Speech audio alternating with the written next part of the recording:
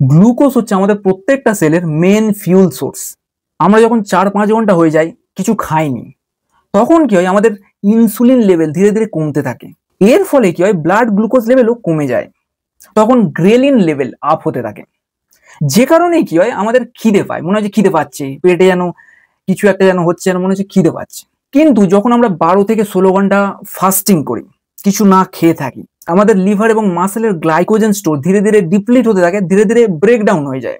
এবং এই রকম পরিস্থিতিতে গ্লুকাগন হরমোন রিলিজ হয়ে থাকে। এবং এই গ্লুকাগন কি করে, ইনসুলিনের অনেকটা বিপরীত কাজ করে। গ্লুকাগন আমাদের ফ্যাট সেলের যে স্টোর ফ্যাট আছে সেইগুলো থেকে এক ইউনিক মেকানিজমের মাধ্যমে ফ্রি ফ্যাটি অ্যাসিড তৈরি করে। এই ফ্রি ফ্যাটি অ্যাসিড লিভারে আসে এবং লিভারে কিটোন তৈরি করে। এই কিটোন প্রত্যেকটা সেলে, এমনকি আমাদের ব্রেনেও গিয়ে এনার্জির যোগান দেয়।